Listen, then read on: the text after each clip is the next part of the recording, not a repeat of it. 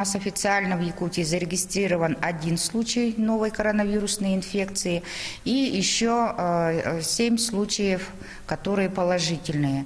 Эти пробы, которые в вирусологической лаборатории управления Роспотребнадзора проведены, мы в пятницу, завтра утром, направляем также в референс-центр для подтверждения. Я полагаю, что после сразу выходных мы получим такие же положительные результаты. О подтверждении диагноза коронавируса в Якутии рассказала Маргарита Игнатьева, главный санитарный врач Якутии. В России планируют ввести новый вид занятости, который предполагает совмещение работы на обычном рабочем месте и удаленно. Об этом пишет газета «Известия» со ссылкой на письмо сопредседателя Центрального штаба УНФ Алексея Комиссарова вице-премьеру Татьяне Голиковой. Согласно документу, в Трудовой кодекс могут ввести статью «Временная удаленная работа». Нововведение предполагает доп. Соглашение к трудовому договору, которое можно будет заключить в электронном виде. Предлагается также зафиксировать положение о том, что при выполнении сотрудникам установленные нормы труда его зарплату нельзя снижать. Как усилились меры в аэропорту Якутска, автобусах и местах массового скопления людей. Подробности в материале нашего корреспондента Юрия Осипова. Пассажиры рейса Саккырыр-Якутск проходят через зону прилета. Сразу после этого проводится дезинфекция. Если раньше уборка проводилась каждые 3 часа, то теперь ее проводят буквально после каждого рейса. В аэропорту Якутск усилен режим уборки. Увеличена частота санитарной обработки стоек регистрации, касс, зоны досмотра, офисных помещений, телетрапов. Подрядная организация, занимающаяся уборкой в аэропорту, проводит дезинфицирующую уборку после каждого вылета и прилета. Работники аэропорта Якутск проинформированы о мерах профилактики и распространения коронавируса и используют в работе защитные маски и перчатки. По предписанию Роспотребнадзора все водители маршрутных автобусов проводят дезинфекционную уборку. У них также повысилась частота. Еще в начале недели они проводили обработку несколько раз в день. Сейчас она проводится после каждого рейса. После каждого рейса мы обрабатываем поручни, сиденья специальным хлоросодержащим средством. И вечером обязательно полностью полы моем, сиденье, все протираем полностью. Руководство городского маршрута номер 17 заранее закупило специализированное дезинфицирующее средство «Диохлор». На одну уборку требуется 1 таблетка. По их словам, одной упаковки хватает надолго. Предпринимая меры, я считаю, очень даже целесообразным, чтобы не распространял дальше, чтобы пассажиры должны быть все... Не должны беспокоиться, автобусы все дезинфицируются. Профилактические мероприятия в Якутске проводятся в целях централизованной борьбы с возможным распространением коронавируса в рамках комплекса мероприятий по организации безопасного пребывания горожан в местах общего пользования. Юрий Осипов, Джилустан Иннокентьев, Якутск. Якутяне стали массово отказываться от авиабилетов и турпутевок после того, как страны стали закрывать свои границы для приезжих. Между тем, отказы стали поступать и на перелеты между городами России. Люди не могут вернуть свои билеты, федеральные авиаперевозчики отказываются их принимать, ссылаясь на то, что границы между городами России не закрыты. Ульяна Шагина подробнее. Мы сейчас находимся в одном из офисов авиакомпании Seven, которая находится в столице республики. Как мы видим, здесь очень много народу, но говорят, что вчера было еще больше. Люди пытаются вернуть свои билеты, причем не только в те страны, где сейчас закрыта граница, но и внутри страны. Допустим, на Москву сегодня, как объяснили нам на авиакассе, билеты не возвращаются. Вернуть хотим. Ждем. У вас куда? Москву. На Москву. Какого числа у вас было? 26-го. Ну, вы обращались уже, что Не, вот жду очередь. Я где-то потратила 22. У меня должен был лететь ребенок в Питер. А сейчас я не хочу выпускать. И был указ Айсы Николаевны, что детей не выпускают из республики. Я не знаю, возвратят нет. Из-за нежелания принять всех или от большого количества обращений сегодня в одном из офисов полетела система. Единственный на всю толпу кассир просто физически не успевает всех принимать. Вчера возвращали, сегодня у нас сбой системы. Система не работает. Система Ну, сбой системы у нас. Да, закрытые страны без проблем возвращаем билет. S7 действительно производит возврат даже невозвратных билетов. Но это касается только тех стран, границы которых закрыты из-за пандемии. А вот тем, кто хотел осуществить полет в регион России и передумал из-за коронавируса, придется понервничать. На Москву? На Москву не возвращаем. Сейчас у нас рейсы выполняются по расписанию. Нет. Добровольный возврат со штрафами. А штрафы какие? Ну, у нас разные по тарифам. 2000. 2000 штрафа, да? 4000. Не идут на контакт со своими клиентами и турагентства. Офисы пусты, сами работники покидают рабочие места. Туристы остаются на руках с выкупленными турпакетами. Вот сейчас никого тоже нет. А звонили им на телефон? Нет. Нет, они не берут. Телефон не берут. Правительство республики взяло ситуацию под контроль. По региональным авиакомпаниям Якутия, Полярной авиалинии и Алроса уже удалось достичь договоренности. Все они сегодня возвращают деньги за неиспользованные билеты в полном объеме. Невозвратные, субсидируемые, все билеты, которые пассажир желает сдать. Но этот период ограничен у нас с 18 марта по 31 мая. Что касается федеральных авиакомпаний, правительство республики сейчас ведет переговоры с ними, чтобы возвраты билетов осуществлялись без каких-либо санкций. Предлагаемая ими, непосредственно схема, по которой билеты возвращаются независимо от их статуса, но со штрафом. Сегодня непосредственно является схемой, которая ими предложена. Мы дальше ведем переговоры и ставим вопрос о том, чтобы все-таки штраф с людей не брали.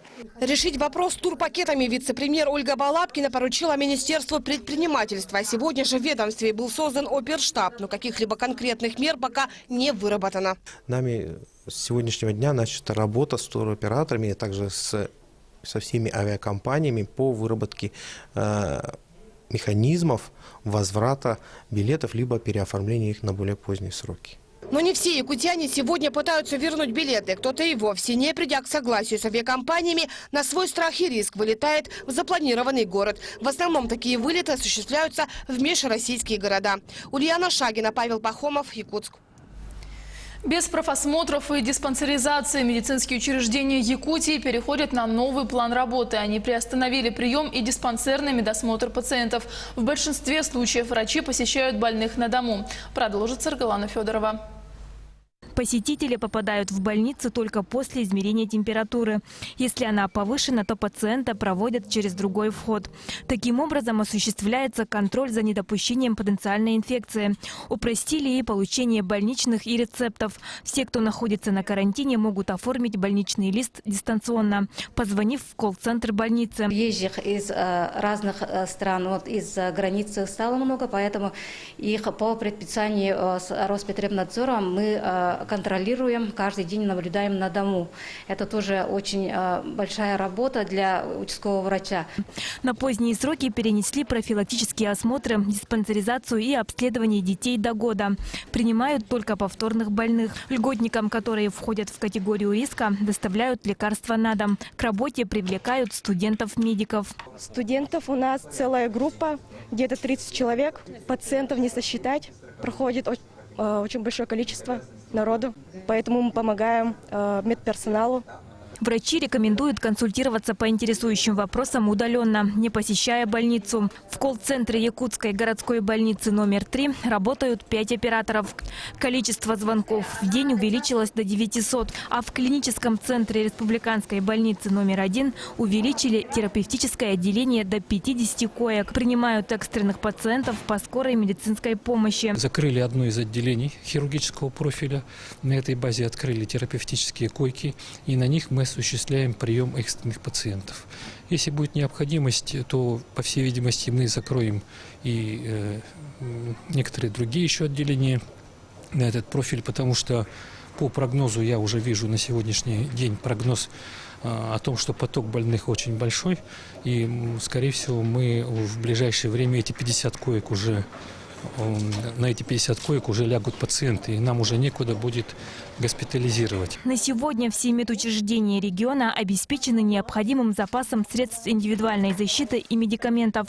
Врачи рекомендуют не посещать поликлиники без особой необходимости. Саргалана Федорова, Иван Яковлев, Якутск. В республике нет скачка цен и ажиотажа на продукты питания. Министерство предпринимательства проводит в торговых сетях мониторинг продуктов питания и товаров первой необходимости. На потребительском рынке республики ситуация устойчивая, сообщают в министерстве. Все полки не пустуют как на оптовых базах, так и в розничных магазинах. На складах запасов как минимум на 3 месяца. Что касается цен, то их необоснованный рост под контролем.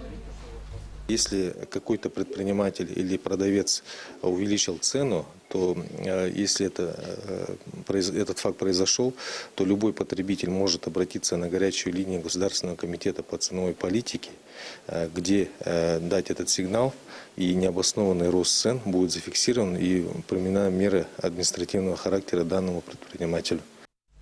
Учреждения культуры Якутии прекращают работу. Приказ об этом подписал министр культуры республики Юрий Куприянов. С сегодняшнего дня будет приостановлен допуск посетителей в музеи и организации, осуществляющие выставочную деятельность. Будет приостановлено функционирование театров, филармонии, цирка и иных организаций исполнительских искусств, а также организаций, осуществляющие публичную демонстрацию фильмов для посетителей. Обслуживание посетителей в зданиях библиотек запрещено. Птицевод из Китая Шан Юкан решил поблагодарить медиков, вылечивших его от коронавируса необычным способом. Ему на помощь пришло около 4000 пернатых подопечных. Флешмоб состоялся в провинции Гансю. На дороге он нарисовал зерном силуэт доктора, после чего куры сбежались клевать корм. Таким образом, своими телами птицы образовали силуэт медицинского работника в защитной маске.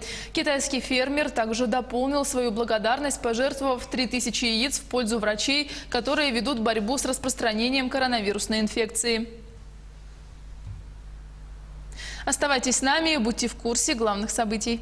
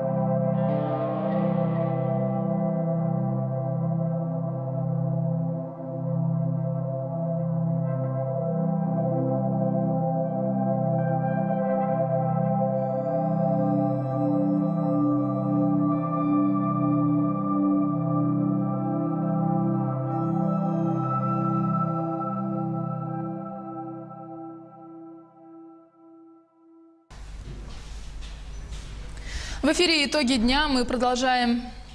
Сегодня отмечается День Арктики. Праздник символизирует солнце, наступление долгожданной весны после долгой полярной ночи. Сегодня принимаются важные и значимые решения, определяющие долгосрочное развитие арктических территорий страны. В начале года президент России утвердил основы государственной политики в Арктике на период до 1935 года. В ближайшие дни планируется утверждение стратегии социально-экономического развития арктической зоны России и госпрограммы. Планируется реализовать проекты по развитию инфраструктуры и комфортного пространства, местного производства и экологической безопасности. Подготовки законопроекта о господдержке предпринимательской деятельности в арктической зоне ко второму